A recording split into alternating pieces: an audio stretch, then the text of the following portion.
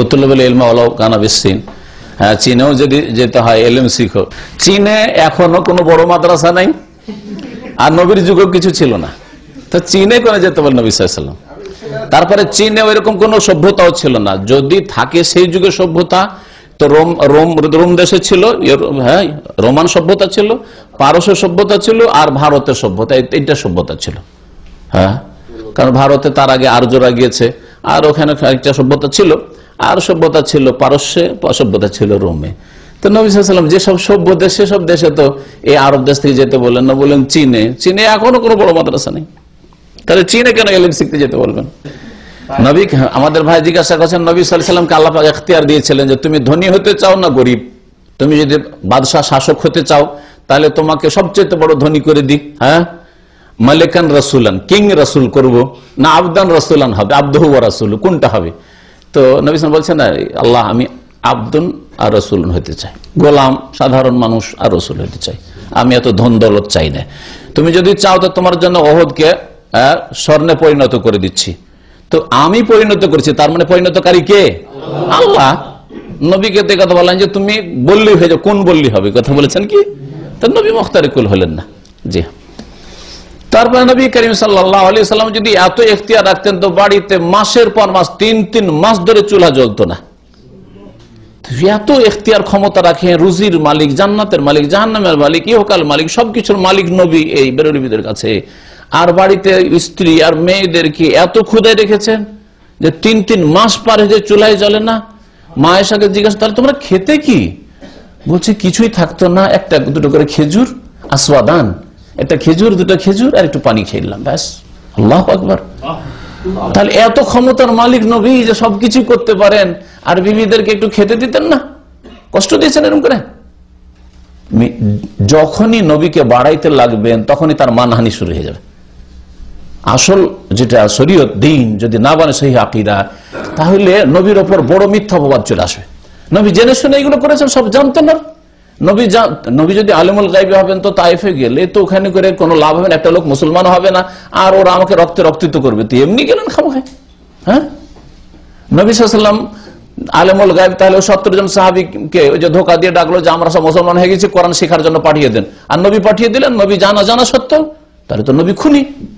আরে ভাই, এক্ষুনি যদি জানেন যে আপনার 2 ভাইয়ের কে বা এক ভাই এখান থেকে বেরিয়ে গেলে কেউ মারবে, খুন করবে, আর তারপরে আপনি যদি সাথে করে নিয়ে চলে যান, ওকে যদি সতর্ক না করেন জানা সত্ত্বেও, তাহলে আপনি খুনি না? পাক্কা খুনি আপনি। যে জানছেন যে লোকটাকে মারার জন্য বাইরে ওরা বসে আছে ষড়যন্ত্র করে, আপনাকে বলেছে ওকে মারবো, আজকে শেষ করবো, আর আপনি কিছু বললেন না, সাথে করে নিয়ে গিয়ে ওকে ধরা দিলেন বা পাঠিয়ে দিলেন যে জান। আপনাকে এখানে সতর্ক করা ফরজ ছিল যে যেন না, মারবে কিন্তু, ঠিক না? তার নবী সাল্লাল্লাহু আলাইহি ওয়াসাল্লাম 70 জন সাহাবীকে পাঠিয়ে দিয়ে খুন করে দিলেন। আলিমুল গায়ব? কখনো আলিমুল গায়ব না। যদি গায়ব জানতেন একটা সাহাবী পাঠাইতেন না, বরং সাথে সাথে ওই লোকগুলিকে শাস্তি দিয়ে, যারা ধোঁকাবাজি করে বলেছিল যে আমরা সব মুসলমান হয়েছি, আমাদের গ্রাম মহল্লা সব মুসলমান হয়ে গেছে, আপনি পাঠান। বুঝতে পারছেন না?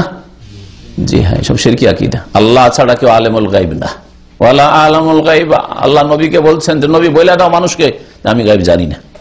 অমুসলিমদের কোন উৎসবের দিনে তাদেরকে অভিনন্দন জানানো, তাদের বাতিলকে স্বীকৃতি দেওয়া, শিরক কুফরিকে অনুমোদন দেওয়া যে তোমাদেরটাও ঠিক আমাদেরটাও ঠিক, এটা সবচেয়ে বড় অপরাধ। আপনি শিরকে, কুফরিকে, বাতিলকে আপনি যেন সমর্থন করলেন যে তুমি যেটা ঠিক করছো ওটাও ঠিক, আমারটাও ঠিক। হ্যাঁ, তা এটা হচ্ছে ইসলাম ভঙ্গকারী বিষয়, যার ফলে কাফেরদেরকে তাদের উৎসবের দিনে 25শে ডিসেম্বরে হোক, অথবা হিন্দুদের কোনো পূজার দিনে, দুর্গা পূজা, কালী পূজা আর সরস্বতী পূজার দিনে হোক, যদি অভিনন্দন জানান উৎসবের জন্য তাদেরকে যদি আপনি ওয়েলকাম করেন বা এরকম কোন শব্দ বলেন, হ্যাপি কিছু আর কি, তো তাহলে আপনি কাবিরা গুনাহ করলেন, আপনার ঈমান নষ্ট হওয়ার আশঙ্কা আছে। ঈমান নষ্ট হওয়ার আশঙ্কা, এটা ছোট গুনাহ। ওয়া ইয়াতাওয়াল্লাহুম মিনকুম ফাইন্নাহুম মিনহুম, যারা তাদের সাথে এরকম বন্ধুত্ব করবে তাদের দলে শামিল হবে, তাদের সাথে উঠবে। জি, দুনিয়া কাফেরদের সাথে কেক কাটবে, আখেরাতে তাদের সাথে উঠবে। বাতিল পন্থী তো ধর্ম তো একই, যারা কবর মাজার পূজা করে, বিদাতি, আর ক্রিসমাস ডে, তো পার্থক্য তো তেমন কিছু নাই, এই জন্য ওরা যেতে পারে। কিন্তু যাদের তৌহিদের দিন, আমাদের সৌদি আরবের উলামায়ে কেরাম কখনো যাবেন, সৌদি আরবের উলামাদের ফতোয়া দেখেন, যেটা বললাম সৌদি আরব ওলামা কেরামদের ফতোয়া যে ক্রিসমাস ডে অথবা অমুসলিমদের কোনো পুজো পাঠে উৎসবের দিনে অভিনন্দন জানানো হারাম, কাবিরা গুনাহ, আর এটা তাদের সমর্থন করা, স্বীকৃতি দেওয়া, তারপর সন্তুষ্টি প্রকাশ করা যেন, অথচ অসন্তুষ্টি প্রকাশ করতে হবে। আপনার সম্পর্ক ছেদ, বারাত, ইন্নী বরাউ মিনকুম ওয়া মিম্মা তা'বুদুনা মিন দুনিল্লাহ, ইব্রাহিম আলাইহিস সালামের দিন এটা। তোমাদের সাথে আমাদের এই ধর্মীয় কোনো সম্পর্ক নেই, আর তোমরা যেসব কার্যকলাপ করো ধর্মের নামে সেগুলোর থেকে সম্পর্ক ছেদের ঘোষণা করছি। এটা হচ্ছে দিন ইব্রাহিম, মিল্লাতে ইব্রাহিম। তারপরে সৌদি আরবে থেকে যদি এই অভিনন্দন জানান তো দেশে গিয়ে কি করবেন? তাহলে দেশে গিয়ে তো স্পষ্ট কুফরিতে লিপ্ত হয়ে যাবেন। যারা এখানে এত দুর্বল, ওমান কানা ফি হাযিহি আমা ফাহুয়া ফিল আখিরাতি আমা, যদি সৌদি আরবে এসে কোরআন হাদিসের ধর্ম না পায়, দিন না পায়, তাহলে আর বাংলাদেশে গিয়ে আর ভারতে গিয়ে কি দিন পাবে? সেখানে আরো অন্ধই থাকবে। সুবহান রাব্বিকা রাব্বিল ইজ্জাতি আম্মা ইয়াসিফুন ওয়া সালামুন আলাল মুরসালিন আলহামদুলিল্লাহি রাব্বিল আলামিন। সুবহানাকা আল্লাহুম্মা ওয়া বিহামদিকা আশহাদু আল্লা ইলাহা ইল্লা আনতা আস্তাগফিরুকা ওয়া আতুবু ইলাইক।